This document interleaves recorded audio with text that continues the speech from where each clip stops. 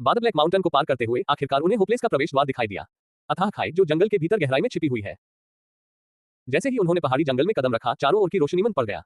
बाहर सूरज भले ही काफी ऊपर था, लेकिन उसकी सुनहरी किरणें अंदर नहीं आ पा रही थी। यहाँ प्रवेश करें।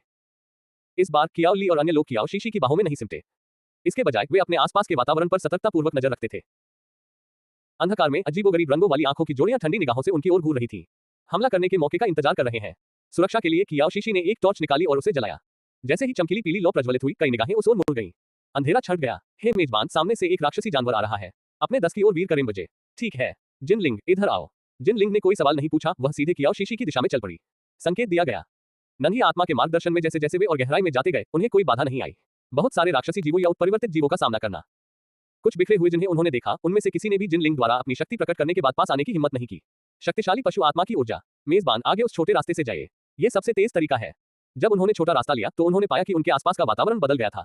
बेहद खामोशी। उस समय कियाओ शीशी की बाहों में सिमटी हुई सनकी ने उसकी ओर देखा, उलझन के साथ। माँ को ये रास्ता कैसे पता चला? क्या माँ पहले यहाँ आ सकती थी? संकरे रास्ते से गुजरने के बाद काले कोहरे का एक बादल तेजी से आगे बढ़ा। उन्हें जिनलिंग ने तुरंत अपनी पशु आत्मा ऊर्जा को मुक्त कर उन्हें सुरक्षा प्रदान की। कोहरा, माँ, काला पानी वाली नदी बस आगे ही है। तुम्हें सावधान रहना चाहिए। सांकी के मुंह से ये शब्द निकलते ही काला पानी नदी प्रकट हो उठी। उनकी आंखों के सामने। माँ, देखो, यह क्या है? कियाओ शीशी ने कियाओ ली की उंगली के इशारे का अनुसरण किया और एक आकृति को लेते हुए देखा। दूरस्थ तट।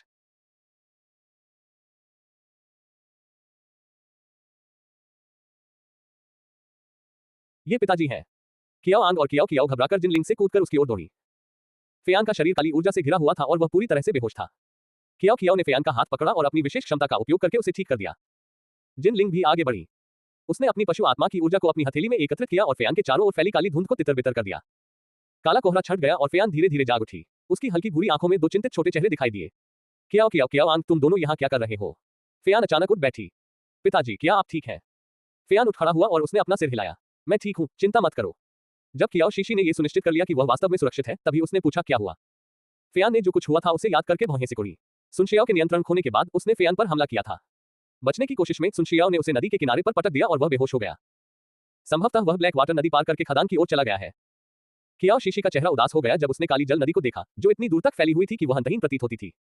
यहाँ बहुत खतरा है। आप सभी को तुरंत यहाँ से चले जाना चाहिए। सुनशियाओ को मेरे भरोसे छोड़ दो। कियाओ शीशी ने अपना सिर हिलाया। हम साथ चलेंगे। मुझे कियाओ ली को साथ लेकर संत क्रिस्टल की खोज पर जाना होगा। जब फेयान को पता चला कि उसे एक मिशन पूरा करना है, तो वह केवल सहमत हो सका। ब्लैक वाटर नदी में डार्क एसेंस स्टोन है जो पशु आत्माओं की शक्ति को दबाते हैं। तैरकर पार करना आसान नहीं होगा। फेयान ने ब्लैक वाटर नदी के प्रभावों का प्रत्यक्ष अनुभव किया था।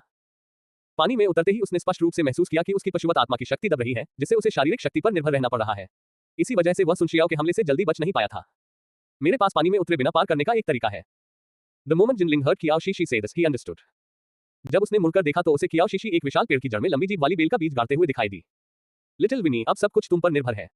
लंबी जीभ वाली बेल के अंकुर ने गर्व से थोड़ा सा झटका खाया, फिर बेतहाशा बढ़ने लगा। पलक झपकते ही इसने पूरे पेड़ को ढक लिया और ब्लैक वाटर नदी पर फैलना शुरू कर दिया।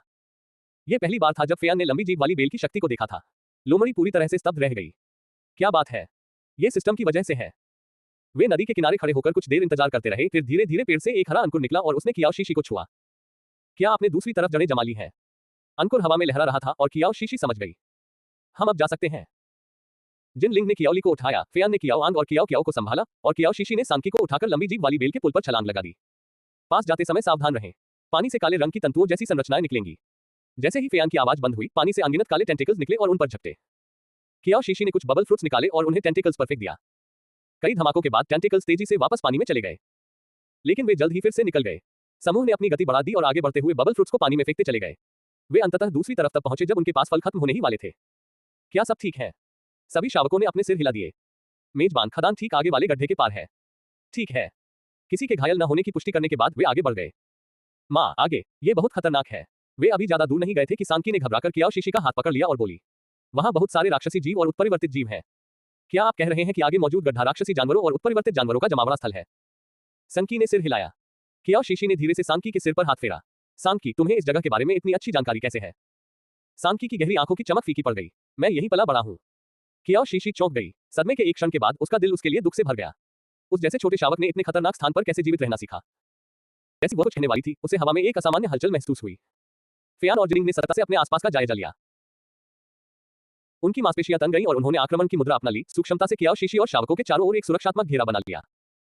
अंधकार में चली आंखों के जोड़े बार-बार दिखाई देते और गायब हो जाते थे। हवा में एक दुर्गंधयुक्त बदबू फैली हुई थी। जंगल से एक विकृत बाघ जैसा जानवर धीरे धीरे निकला, उसके गले से एक धीमी सी गुर्राहट गूंज रही थी। उसकी हरी आंखें कियाओ शीशी के समूह पर टिकी हुई थीं। इसके पीछे अनगिनत उत्परिवर्तित जीव प्रकट हुए और धीरे धीरे उन्हें घेरने लगे। कियाओ ली और कियाओ आंग कियाओ शीशी के दोनों ओर खड़ी थीं, किसी भी क्षण हमला करने के लिए तैयार। कियाओ शीशी ने सांकी को अपनी पीठ पर बांधने के लिए चमड़े का पट्टा निकाला और दूसरे हाथ से कियाओ कियाओ को ढाल की तरह सहारा दिया। युद्ध होना तय था। उत्परिवर्तित बाघ जैसे विशालकाय जीव ने एक जोरदार दहाड़ लगाई और हमला कर दिया। जिन लिंग ने देखा कि वह नेता है और उसे रोकने के लिए वह आगे की ओर छलांग लगाई। ये देखकर बाकी सभी उत्परिवर्ती जीव आगे की ओर दौड़ पड़े। फेयान भी उनका सामना करने के लिए आगे बढ़ा। कियाओ शीशी ने अपने भंडार से और अधिक बबल फ्रूट्स निकाले और उन्हें बेतहाशा उत्परिवर्ती राक्षसों पर फेंक दिया। कियाओ कियाओ कियाओ शीशी के पीछे खड़ी थी और उसने डल लिक्विड को पकड़ रखा था। उसने किसी भी उत्परिवर्ती जीव पर स्प्रे छिड़क दिया जिसने उसकी मां के पीछे से आने की कोशिश की। उस अराजक युद्ध के बाहरी इलाके में आवाजों से आकर्षित होकर राक्षसी जानवरों का एक झुंड पास आ रहा था। खाना अपने आप ही परोस दिया गया है। हम उन निकम्मे उत्परिवर्ती जीवों को इसे कैसे लेने दे सकते हैं? जल्दी क्या है? पहले उत्परिवर्ती जीव उन्हें थका दें, फिर हम आगे बढ़ेंगे। धिक्कार है, वे सेंध लगा चुके हैं। Don't let the prey escape. जाना। आदेश मिलते ही अंधेरे में छिपे राक्षसी जानवर झुंड बनाकर आगे बढ़ गए। जिन लिंग ने अपने पंजे के एक ही वार से उस विकृत बाघ जैसे जानवर को हवा में उड़ा दिया, फिर वह कियाओ शीशी की ओर मुड़ गया। जिक्सी, जाओ। कियाओ शीशी ने अपने हाथ में बचा आखिरी बबल फ्रूट फेंक दिया, फिर कियाओ कियाओ को पकड़े हुए जिन लिंग की पीठ पर कूद गई। फेयान ने जल्दी से उनकी ओर एक नजर डाली। तुम पहले जाओ, मैं पीछे का हिस्सा संभाल लूंगा। कियाओ आंग कियाओ ली, साथ चलो। कियाओ आंग ने अपने मुंह से आग की एक तेज धार निकाली जिससे हमलावर उत्परिवर्ती जानवर पीछे हट गए, फिर वह मुड़ा और गड्ढे की ओर दौड़ पड़ा। कियाओ ली ठीक उसके पीछे पीछे चल रही थी। जब उत्परिवर्ती जीवों ने उनका पीछा करने की कोशिश की तो फेयान ने उनका रास्ता रोक दिया। तुम्हारा प्रतिद्वंदी मैं हूं। फेयान दहाड़ा और आग का गोला थूका जिससे उत्परिवर्ती जानवरों को बार बार पीछे हटने के लिए मजबूर होना पड़ा। लेकिन जैसे ही वह कियाओ शीशी और अन्य लोगों के साथ चलने के लिए मुड़ा, अंधेरे में छिपे राक्षसी जानवर अचानक बाहर निकल आए और उसका रास्ता रोक दिया। हिम लोमड़ी का मांस सबसे स्वादिष्ट होता है, उसे मार डालो। तुम्हें लगता है कि तुम इसके लायक हो? फेयान ने अपना मुंह खोला और आग उगल दी जिससे वे पीछे हटने पर मजबूर हो गए।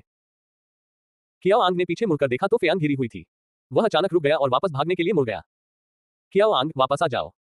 कियाओ शीशी ने उसे वापस भागते हुए देखकर घबराहट से चिल्लाया। यह देखकर कियाओ ली भी पलटवार करना चाहती थी। कियाओ शीशी के पास सोचने का समय नहीं था और वह जिन लिंग से कूद गई। जिक्सी, ऐसा मत करो। जिन लिंग ने तुरंत उसे रोक दिया। मैं जाऊंगा। इतना कहकर वह मुड़ा और वापस हमला कर दिया। पिता, भाई, पिता जिन लिंग। कियाओ शीशी ने उत्परिवर्तित जानवरों और राक्षसी जानवरों की बढ़ती संख्या को देखा, उसका दिल घबराकर गले तक आ गया। उनकी संख्या बहुत कम थी। वे धीरे धीरे कमजोर पड़ जाएंगे और लगातार संघर्ष के कारण मारे जाएंगे। मेजबान, अपने पीछे वाले छोटे रास्ते पर दौड़ जाओ। आगे एक पहाड़ी खाई है जिसमें राक्षसी जानवर और उत्परिवर्तित जानवर प्रवेश नहीं कर सकते। समझ गया? कियाओ शीशी ने जिनलिंग और अन्य लोगों से चिल्लाकर कहा, जिनलिंग, बबल फ्रूट्स का इस्तेमाल करो। इस लड़ाई में उलझकर मत रह जाओ। अब जाओ। अध्याय 152, तब मैं उसे मार डालूंगा।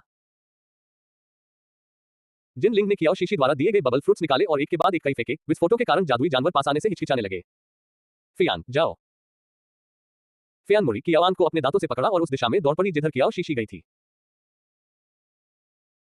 कियाओ शीशी तीनों शावकों के साथ बेतहाशा दौड़ती रही जब तक कि आगे का रास्ता तेजी से अंधेरा और संकरा नहीं हो गया, जिससे उसे अनिश्चितता महसूस होने लगी। छोटे शैतान, क्या तुम्हें यकीन है कि हम इस वीरान जगह से बच निकलेंगे? मेजबान, बस आगे बढ़ते रहो, चिंता मत करो। जब तक तुम आगे बढ़ते रहोगे, वे जादुई जीव और उत्परिवर्तित जीव कभी भी तुम्हें पकड़ नहीं पाएंगे। कियाओ शीशी के पास इस पर भरोसा करने और आगे बढ़ते रहने के अलावा कोई विकल्प नहीं था। दौड़ते समय उसे इस बात का एहसास नहीं हुआ कि उसके आसपास का नजारा बदल रहा था। एक बड़े पत्थर के चारों ओर घूमने के बाद पत्थर अचानक खिसक गया और एक घना सफेद कोहरा उसकी ओर तेजी से बढ़ा। कियाओ शीशी की दृष्टि पल भर में धुंधली हो गई। आह, मां। कियाओ कियाओ, जो उसकी छाती से बंधी हुई थी, अचानक एक अदृश्य शक्ति द्वारा छीन ली गई। कियाओ कियाओ। सफेद कोहरा और भी घना होता चला गया। चाहे वह कितनी भी गुहार लगाती, कियाओ कियाओ की ओर से उसे कोई जवाब नहीं मिला। कियाओ कियाओ, मां, मैं यहां हूं। कियाओ कियाओ की आवाज अचानक उसके ठीक बगल में सुनाई दी। कियाओ शीशी ने तेजी से आवाज का पीछा किया और कोहरे में टटोलते हुए आखिरकार एक छोटा सा हाथ पकड़ लिया। तुमने मुझे इतना डरा दिया कि मेरी जान ही निकल गई। चलो, यहां से जल्दी निकले। ठीक है। छोटे शैतान, मुझे किस रास्ते जाना चाहिए? मेजबान, छोड़ दो, जल्दी से। क्या? कियाओ शीशी जम गई। तुमने जिसे पकड़ा हुआ है वो शावक कियाओ कियाओ नहीं है। कियाओ शीशी की पुतलियां सिकुड़ गईं। उसने झटपट उस शावक को अपने हाथ में उठाया और करीब से देखा। यह लकड़ी का एक टुकड़ा था। जैसे ही लकड़ी का टुकड़ा उसके पास आया, अचानक उस पर एक विकृत चेहरा उभर आया और एक नुकीली शाखा उसकी आंखों की ओर बढ़ गई। धत्तेरी की। क्रोधित होकर कियाओ शीशी ने लकड़ी के टुकड़े को जमीन पर पटक दिया और उसे कुचलकर टुकड़े टुकड़े कर दिया। कियाओ कियाओ कहाँ है? यह आखिर कौन सी वीरान जगह है? मेजबान, ये स्वप्न वन है। सफेद कोहरे के कारण पशु मानवों को मतिभ्रम होने लगता है। अब से जो कुछ भी आप देखें या सुने उस पर विश्वास न करें। बस अपने अंतर्ज्ञान पर भरोसा रखो और आगे बढ़ते रहो। तो फिर क्या होगा? शावक कियाओ कियाओ भी स्वप्न वन में है। वह फिलहाल सुरक्षित है। उसे ढूंढने का एकमात्र तरीका यह है कि हम यहां से निकल जाएं और उस विशाल पेड़ को जला दें जिससे कोहरा निकल रहा है। ठीक सीधे। सही। इस बार कियाओ शीशी ने कियाओ ली और सांकी को अपनी बाहों में कसकर पकड़ लिया, उन्हें छोड़ने से इनकार कर दिया और लिटिल इम्प के निर्देशानुसार सीधे आगे बढ़ गई। माँ, मुझे बचाओ, मुझे इतना डर लग रहा है। माँ, माँ, आह। उसके कानों में कियाओ कियाओ की मदद के लिए चीखने की आवाज गूंज रही थी, लेकिन छोटी शैतान ने कहा था कि वे चीखें झूठी थी। कियाओ शीशी ने सुना करने का नाटक किया और अपनी गति तेज कर दी। लेकिन जैसे ही वह स्वप्न वन से भागने वाली थी, अचानक एक लंबी शाखा उसकी ओर बढ़ी और उसके शरीर के चारों ओर लिपट गई। चौंक कर कियाओ शीशी ने तुरंत एक बबल फ्रूट निकाला और उसे फेंक दिया। धमाका। शाखा टूट गई, जिससे एक तीखी चीख निकली। कौन सा मूर्ख जानवर मुझे नुकसान पहुंचाने की हिम्मत करता है? मैं तुम सबको अपना भोजन बना लूंगा। असंख्य शाखाएं कियाओ शीशी की ओर बढ़ी। जैसे ही उसने फेंकने के लिए एक बबल फ्रूट निकाला, एक जड़ उसकी कलाई में लिपट गई। जड़ों ने कियाओ ली और सांकी को भी अपनी बाहों में जकड़ लिया। मुझे छोड़ दो, माँ। सांकी ने संघर्ष किया और कियाओ शीशी तक पहुंचने की कोशिश की, लेकिन वह खुद को छुड़ा नहीं सका। वह असहाय होकर बस देखता रहा क्योंकि वह उससे और दूर खींची चली जा रही थी। माँ। सांकी ने दहाड़ मारी और उसकी दैत्य हड्डियों से काली ऊर्जा की धाराएं निकलने लगी। काली ऊर्जा सफेद कोहरे में विलीन हो गई और बहते हुए एक और भी गहरे अंधकार में गड्ढे में समा गई। असीम अथाह गहराई में दो अलग अलग रंग की आंखें धीरे धीरे खुली। काली ऊर्जा की एक हल्की सी लकीर उसके मालिक की भौहों के बीच मंडरा रही थी। वह सचमुच मुसीबत से दूर नहीं रह सकता। एक काली छाया पलक झपकते ही अनंत अथाह गहराई में कौंधी और गायब हो गई।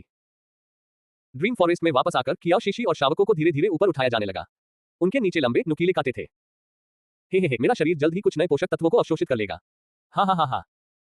शाखाएं ढीली पड़ गईं और कियाओ शीशी और उसके बच्चे नीचे की ओर तेजी से गिरने लगे। धत्तेरे की, लिटिल इम्प, इसका बिल मेरे खाते में डाल दो। मेरे खाते में। Instant teleportation card. Instant teleportation card. मेजबान, रुको। आह। इससे पहले कि लिटिल इम्प अपनी बात पूरी कर पाती, कियाओ शीशी ने उसे कसकर गले लगा लिया और सहज रूप से उसे पकड़ने वाले व्यक्ति से लिपट गई। अगले ही पल दो और नन्ही आकृतियां उसकी बाहों में आ गिरी। वे कियाओ ली और सांकी थे। और सटीक कहें तो सन की कियाओ ली से कसकर चिपकी हुई थी। इससे पहले कि वह समझ पाती कि क्या हो रहा है, उसकी दृष्टि धुंधली हो गई और वह बेहोश हो गई। वह काली आकृति उसे उस भयानक विशाल वृक्ष के सामने ले गई। कुछ क्षण पहले तक बेहद अभिमानी दिख रहा वह वृक्ष उस आकृति को देखते ही अपनी शाखाओं को तेजी से समेटने लगा और भय से कांपने लगा। तुमने अभी अभी संकी को पकड़ लिया। घने कोहरे में उस गहरी आवाज में मनोरंजन का भाव झलक रहा था। वह विशाल वृक्ष और भी अधिक हिंसक रूप से कांपने लगा। खैर, वो मरने वाला नहीं था, मैं तो बस उससे मजाक कर रहा था। आह। विशाल वृक्ष पीड़ा से चीख उठा। जैसे ही वह काली आकृति गायब हुई, वह एक जोरदार धमाके के साथ जमीन पर गिर पड़ी। जिस क्षण वह विशाल वृक्ष गिरा, घना सफेद कोहरा ऐसे छट गया मानो कुछ हुआ ही न हो। जब जिन लिंग और फेयान वहां पहुंचे, तो उन्होंने केवल कियाओ कियाओ को देखा, जो जंगल में बेहोश पड़ी थी। फेयान की आंखें लाल थीं और वह लगभग उड़ते हुए कियाओ कियाओ को अपनी बाहों में उठा लिया। कियाओ कियाओ, उठो, कियाओ कियाओ। कियाओ कियाओ सिसकते हुए धीरे धीरे अपनी आंखें खोलने लगी। पिता, तुम जंगल में बेहोश कैसे पड़े थे? तुम्हारी माँ और बाकी लोग कहाँ हैं? कियाओ कियाओ के नन्हे चेहरे का रंग उड़ गया। मुझे नहीं पता। एक पल पहले मैं माँ की बाहों में थी और अगले ही पल किसी चीज ने मुझे जमीन पर खींच लिया। इसने मेरे हाथों और पैरों को बुरी तरह से उलझा दिया। मुझे माँ की आवाज सुनाई दे रही थी, लेकिन मैं कुछ कह नहीं सका। रोना मत, रोना मत। पिता तुम्हें उसके पास ले जाएंगे। जिन लिंग ने चारों ओर की हवा को जल्दी से सूंघा, लेकिन उसे कियाओ शीशी या अन्य लोगों की गंध का जरा सा भी पता नहीं चला। जिन लिंग की मुट्ठियां भींच गईं, उसके सीने में एक ऐसी घबराहट उमड़ रही थी जो उसने पहले कभी महसूस नहीं की थी। उसने संभावनाओं पर विचार करने की हिम्मत नहीं की। ऐसा लगता है कि आगे कोई लड़ाई होने वाली है। शीशी शायद उसी रास्ते गई होगी। चलिए जाकर देखते हैं। जिन लिंग गिरे हुए विशाल वृक्ष की ओर बढ़ा। फेयान आश्चर्य से पेड़ को घूर रही थी। ये किसी तरह पूरी तरह से उखड़ गया था। उसकी जड़ें, जो जमीन में काफी गहराई तक धंसी हुई थी, एक जानवर जैसे दिखने वाले व्यक्ति के शरीर से भी मोटी थी। शीशी के पास उस तरह की ताकत होना किसी भी तरह से संभव नहीं था। जिक्सी को ठीक होना ही होगा। आइए खोज जारी रखें। ठीक है। वह काली आकृति कियाओ शीशी और शावकों को एक अंतहीन अंधेरे में ले गई। अपनी बाहों में बैठी नन्ही बच्ची को निहारते हुए उसने उसकी थोड़ी को चुटकी से दबाया और उसे गौर से देखा। उसकी गहरी बेमेल आंखों में थोड़ी सी उलझन झलक रही थी। वह कुछ जाना पहचाना सा लग रहा है। सांकी ने कियाओ शीशी की बाहों में बैठने के लिए संघर्ष किया और अपने छोटे पंजे से उस बड़े हाथ पर प्रहार किया। मां को चोट मत पहुंचाओ। मां। सांगजे ने अपनी गर्दन के मोड़ से गहरी सांस ली। उसकी हल्की ताजी खुशबू ने उसकी बेमेल आंखों में एक उन्मादी ठंडक पैदा कर दी। ये वही है ना? उस निर्मम स्त्री ने तुम्हें त्याग दिया। ये सोचकर हैरानी होती है कि वह सचमुच वापस आ गई।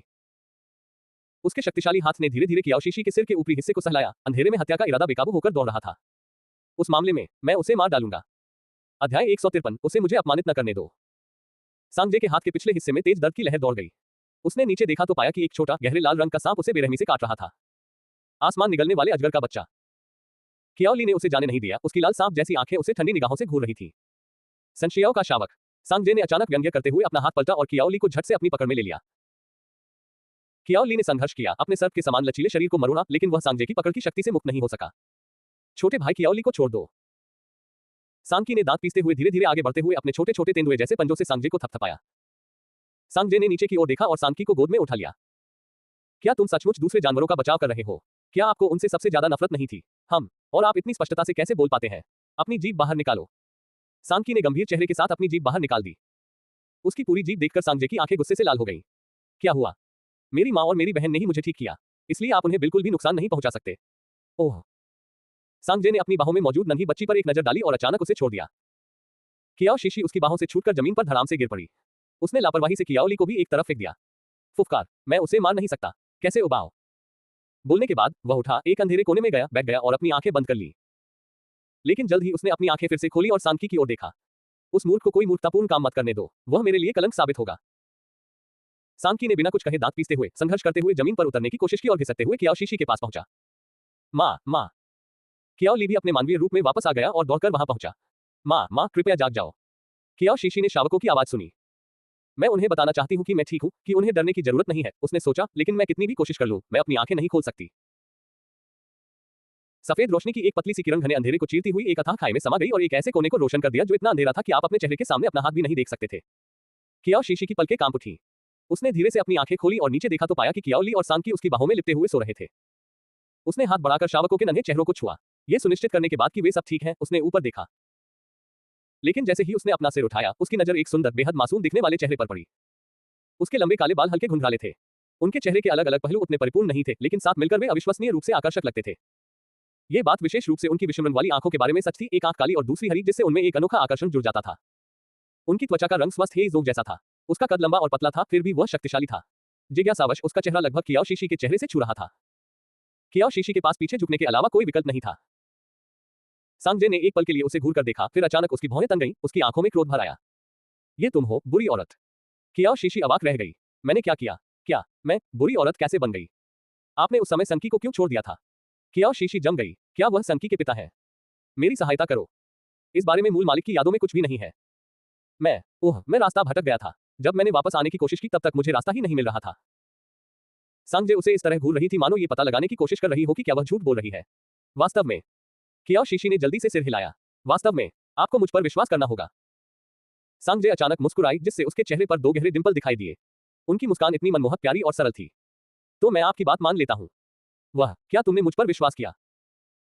कियाओ शीशी ही अकेली अचंभित नहीं थी, कियाओ ली भी अचंभित थी, जिसने पहले ही रक्षात्मक मुद्रा अपना ली थी। वह भली भांति जानता था कि इस नर काले पैंथर ने पिछली रात उसकी मां को मारना चाहा था। इसीलिए जागते ही वह सतर्क हो गया था, ताकि वह पुरुष उसे नुकसान न पहुंचा सके।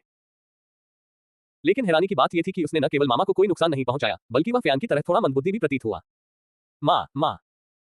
सांगकी भी जाग गई और कियाओ शीशी को अपने पंजों से सहलाते हुए उसे पुकारने लगी। कियाओ शीशी को होश आया, उसने उसे गोद में उठाया और फुसफुसाते हुए कहा, सांगकी, ये तुम्हारे पिता है ना? संकी ने सिर हिलाया। माँ, दिन में दिखने वाला पिता तुम्हें नुकसान नहीं पहुंचाएगा। कियाओ शीशी को यह बात अजीब लगी। उसका क्या मतलब है, वह दिन के दौरान मुझे चोट नहीं पहुंचाएगा? क्या इसका मतलब यह है कि वह रात में ऐसा करेगा? जो कुछ भी, सबसे पहले मुझे ये पता लगाना होगा कि हम कहाँ हैं। शाओयाओ, जल्दी करो, कियाओ और बाकी लोगों का हालचाल पता करो। चिंता मत करो, होस्ट। जिन लिंग और अन्य लोगों ने शावक कियाओ को ढूंढ लिया है। वे अभी भी निराशा के अथाह गड्ढे में हैं और खनिज की नस की ओर बढ़ते हुए प्रतीत हो रहे हैं। सुनेक्सियाओ अभी भी नस की तलाश में है। क्या वे सब ठीक हैं? फिलहाल वे ठीक हैं, होस्ट। जब तक वे ठीक हैं।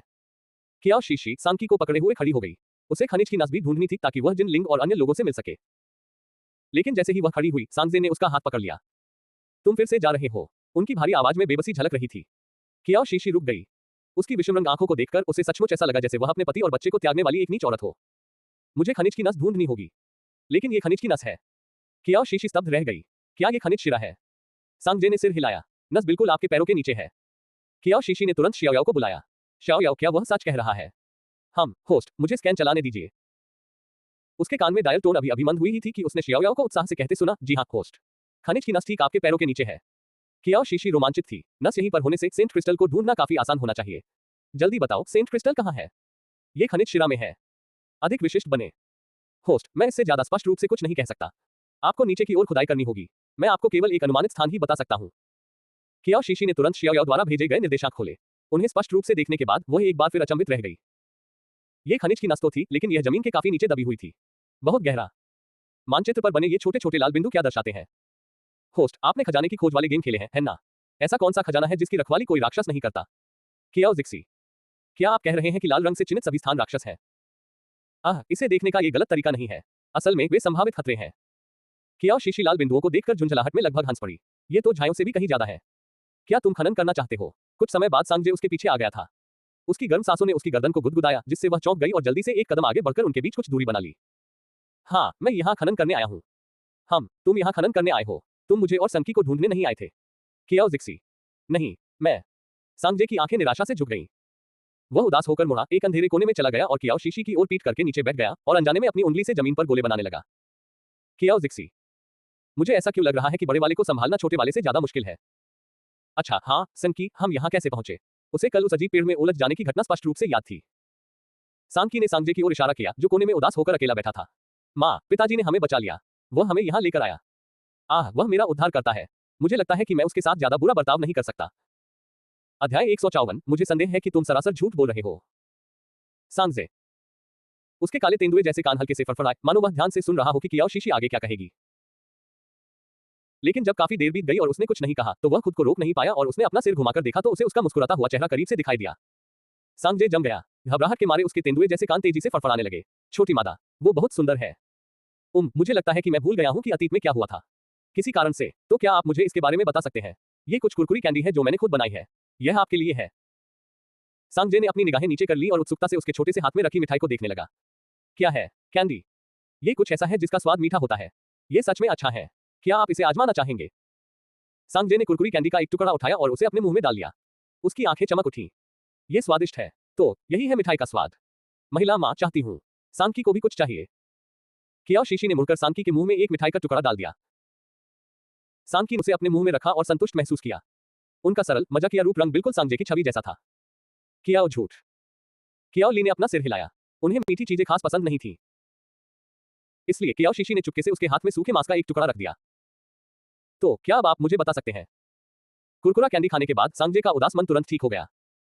पता नहीं क्यों आप यहाँ आए हैं। फिर तुमने मुझे खाने के लिए एक फल दिया और फिर हमने संभोग किया। उसके बाद आप चले गए। मुझे सांकी जंगल में मिला और जैसे ही मुझे पता चला कि वह मेरे वंशज है, मैं उसे अपने साथ ले आया। यह बहुत संक्षिप्त विवरण था, लेकिन कियाओ शीशी समझ गई। तो यह मूल मेजबान द्वारा किसी पर जबरदस्ती करने का एक और मामला था। उसने आखिर कितने पुरुषों के साथ संबंध बनाए? उसके बाद तुमने मुझे फिर कभी नहीं देखा। सांगजे ने अपना सिर हिलाया। नहीं, आपने उस समय क्यों छोड़ा था? क्या यह इसलिए था क्योंकि तुम मुझसे नफरत करते हो? कियाओ शीशी उस प्रश्न का उत्तर नहीं दे सकी। आखिरकार मूल मेजबान ने इस बारे में कोई भी यादें नहीं छोड़ी थी। लेकिन वह वाकई जिज्ञासु थी। मूल मेजबान के सामान्य व्यवहार को देखते हुए अगर उसने सांगजे पर जबरदस्ती की तो यह निश्चित रूप से इसलिए हुआ होगा क्योंकि वह उसकी ताकत से आकर्षित थी। लेकिन काम हो जाने के बाद क्यों जाना? कियाओ शीशी ने अपना सिर हिलाया। कोई बात नहीं, अभी इस बारे में सोचने का समय नहीं है। सांगजे, क्या तुम और सांकी इतने सालों से यही रह रहे हो? सांगजे ने सिर हिलाया। यह मेरा और संकी का घर है। कियाओ शीशी ने अपने आसपास के वातावरण का जायजा लेने के लिए हल्की सफेद रोशनी का इस्तेमाल किया। यह एक बड़े गड्ढे जैसा दिख रहा था। ऊपर देखने पर उसे आकाश का एक छोटा सा हिस्सा दिखाई दिया और चारों ओर पत्थर की दीवारें थी।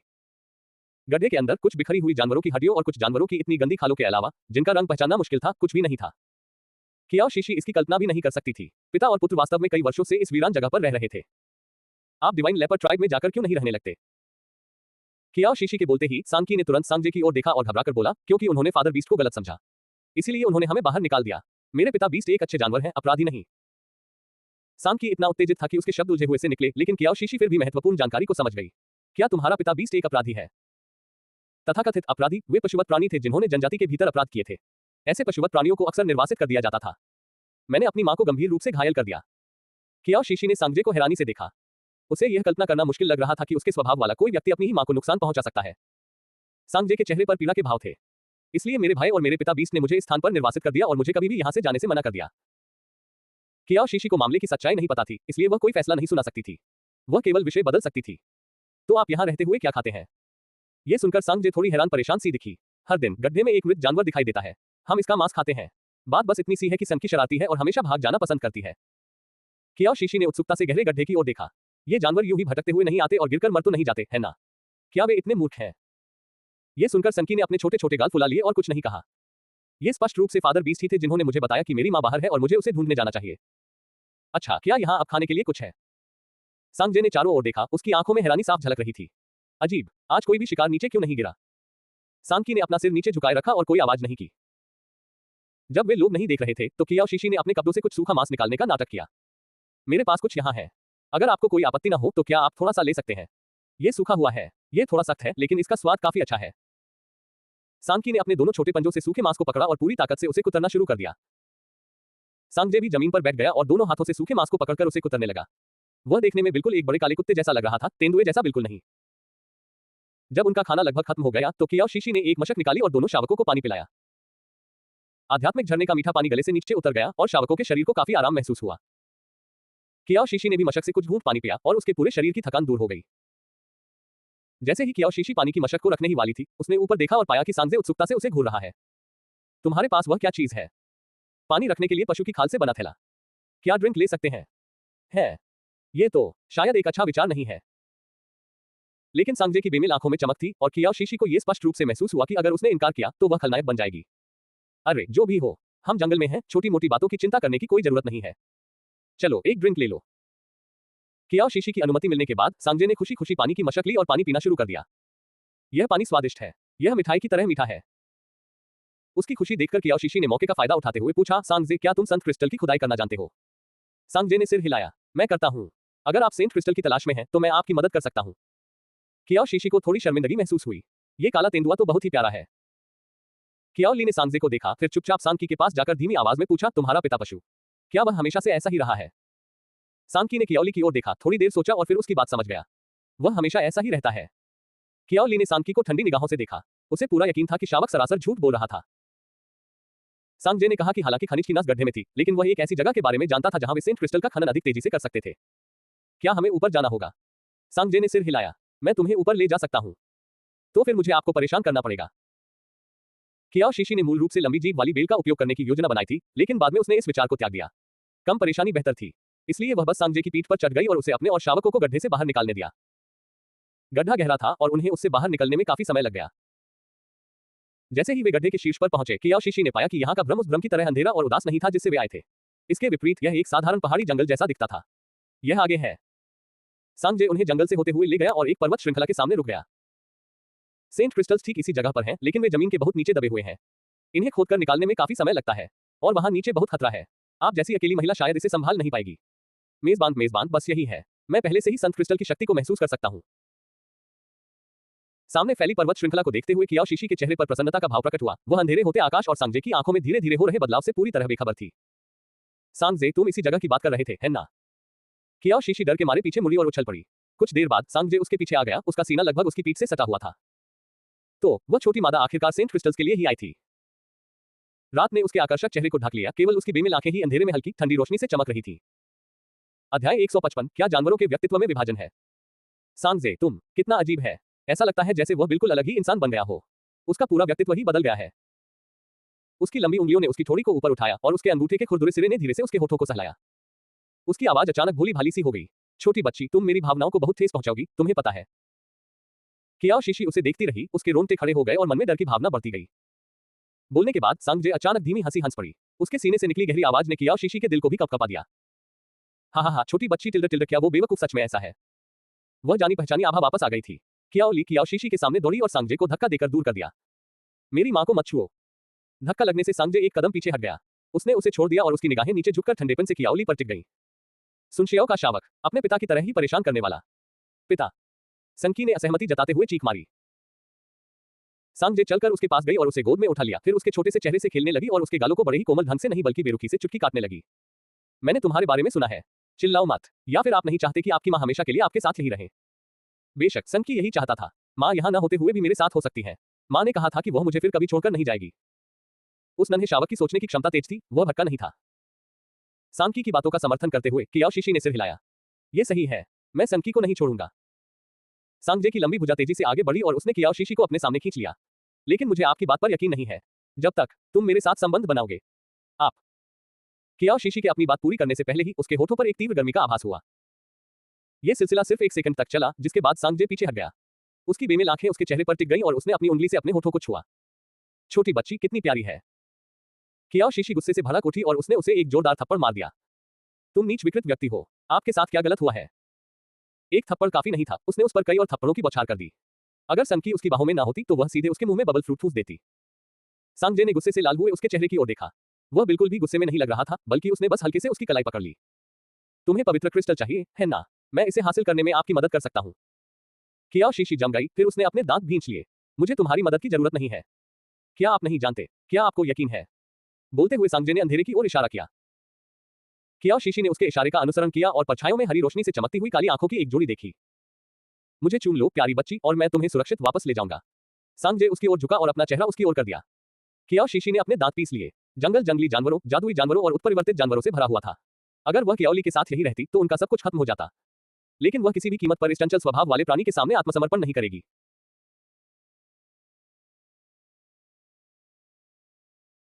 किस करना पड़ेगा? मफ। कियाओ शीशी ने जोर से काट लिया। सांगजे डर से कराह उठी, लेकिन उसने उसे धक्का देकर दूर नहीं किया। इसके बजाय वह खुशी से हंसने लगा। हा, मुझे ये पसंद आया। कियाओ शीशी ने अपना मुंह पोंछा और उसे घूरकर देखा। देखो तुम कितने बीमार हो। आपको वास्तव में इसमें मजा आया, है ना?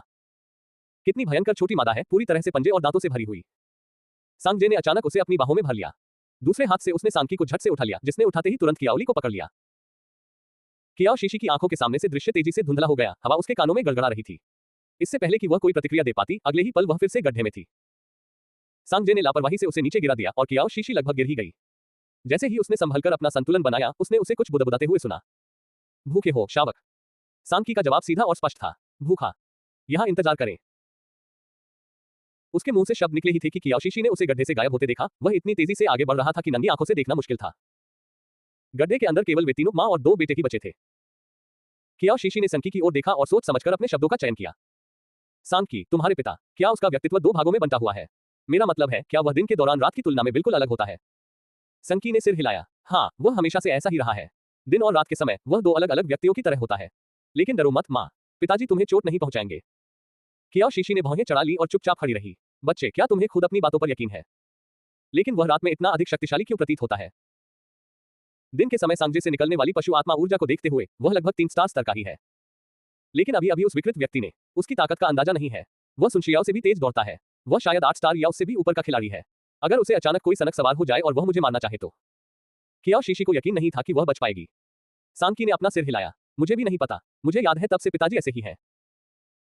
जैसे कि उसने उसके डर को भांप लिया हो। संकी धीरे धीरे उसके पास गई और उसके पैर को गले लगा लिया। माँ, कृपया पिताजी से डरकर हमें छोड़कर मत जाना, ठीक है?